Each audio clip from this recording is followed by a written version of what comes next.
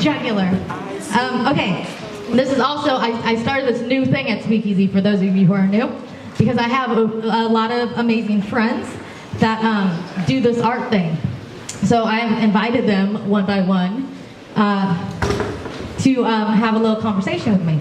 And this month, we have someone who, if you're in this scene, you've probably seen him at EPL or Flight School or Vibrations, all these places. You might have seen him on his bike going across town, you almost hit him.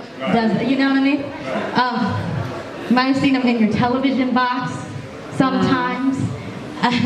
It is the fantastic and many named. No one really knows his real name. Okay, this is a true story. But you can call him Maestro Gamin, like Matt Damon, but Maestro Gamin. Okay, so Maestro Gamin, come on, yeah, you can talk. Okay. I'm good at this. Shouldn't get these guys. Do a list of haikus. Yeah. But this is a list.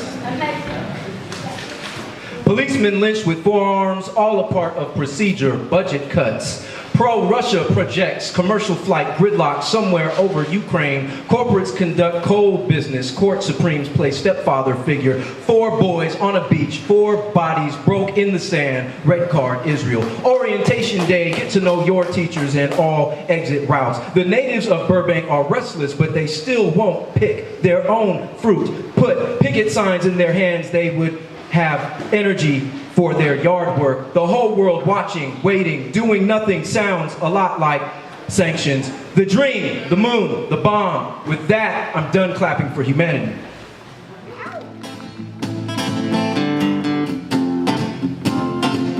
Alright, so where are you from? I'm from San Jose, California. I knew it. Okay, so you're from the Bay. Northern California. Yeah, you're from the Northern Silicon Valley. So you're a transplant. Yes. So how long ago was it that you moved down here? I started coming in 96 and then I made the move in 98. All right, so here's my question for you. You can't go over your whole life because that's not what this is, right? Real quick. I have a question. So being a transplant, because I know a lot of people come to Los Angeles and trying to do their thing, right? And I said a little bit before, but he's a poet, he's a musician, and she's an actor. And did I miss anything? And he's a husband. Well, you know what? Sorry, I just. Yeah, he is. But he's a poet. But I just write poetry. I don't want to I got into a really deep writing block, and we're going to talk about process and talk about the real thing, right? Not too long ago, because I felt like I was expected to write things. When I was coming here a lot, especially a couple years ago, and really getting around, I had something to say, and I was upset about certain things, and I wanted that POV to be out there. But when I was starting to feel like it was an obligation, like I had to show up, I had to do something, I was like, oh, I better get something down, and then the mechanism, went out the window. It wasn't there anymore. So poet, I use that real loose. Like I'm just a dude who pays attention and then has something to say. Right.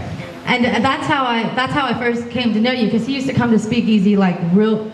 Now we're homies, but he used to come real quiet, like come in, sneak in, have his little piece of paper, unfold it, just kick this poem or whatever you want to call, some writings down, and then he'd just leave. Like not disrespectful leave, like I'm done. But he'd sit quietly. Or sometimes he'd sit and listen. But before you come up, she's got 3 jokes about you before you even come up. And you don't know anybody, and you have this little piece of paper in your hand you haven't memorized, and then she's gonna make 3 jokes about you before you come up, and that's why I call you full blast, because you ever put everyone on blast. Okay, Eugene. Okay, Eugene. You can call him Eugene as well. Yeah. Maestro Gamin, aka Eugene.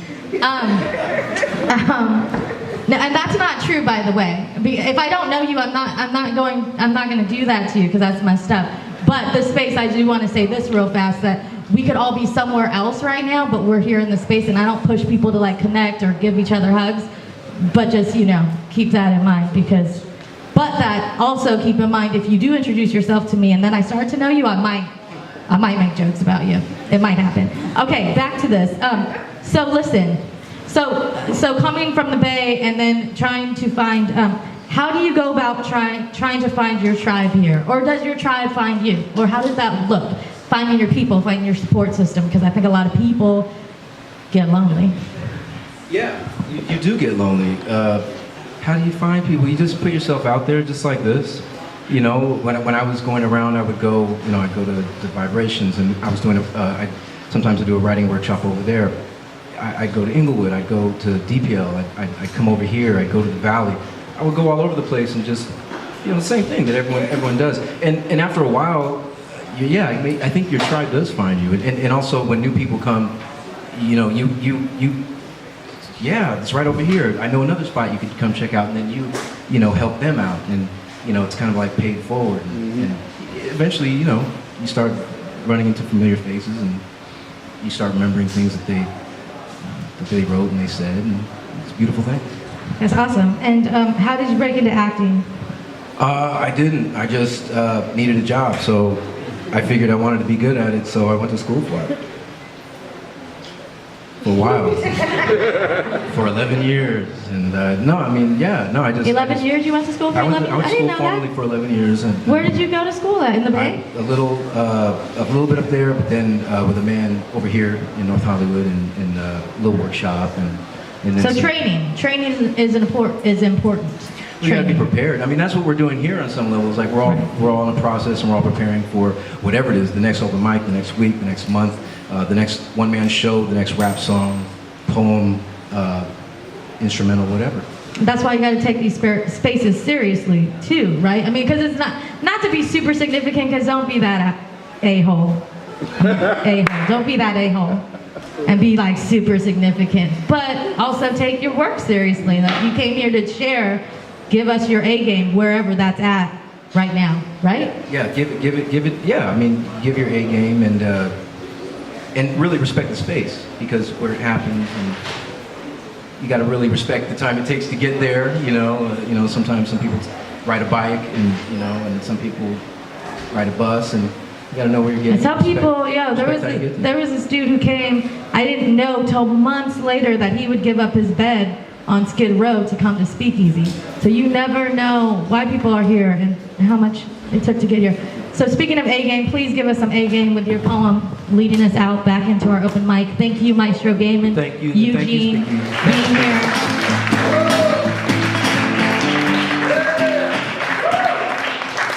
Baby had boots with the furs, body type, backside comprised 2/3, shaped like it was glass blown by Lucifer. Always kept a foul mood with the temperature, not accustomed to letting these dudes get used to the rest of her. She walked with a tongue like 2 scissors, ready to castrate misters. Don't mess with her. She means business, like checks and balances, investment analysis, knew her past life was a princess in palaces. She felt entitled by karma. Jewel piercings and tiaras that twinkled every time Prince Charming's money crinkled, regal like a Rockefeller. She'd fall for it on all fours and sprawl for it, you see. She wasn't a professional, just professional-minded. Not a freak who couldn't fight it, just divided. It kept her highness dollar-driven in her private politic, and she was blinded. So Peter and Paul would bump into the walls of her drawers when she obliged it. What she needed was someone to tell her money ain't that. What she needed was someone to tell her money ain't that. Good gracious, look at all this cake.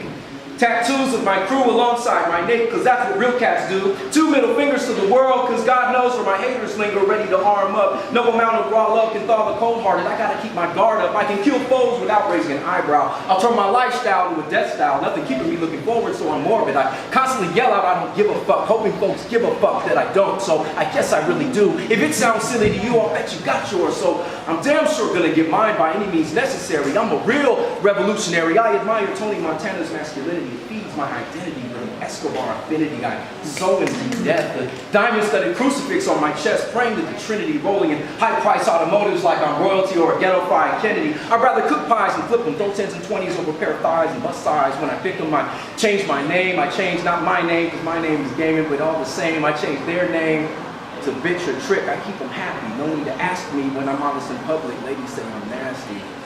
Under her breath, one stepped out of earshot when I heard her tell her son, having money don't be classy. Thank you.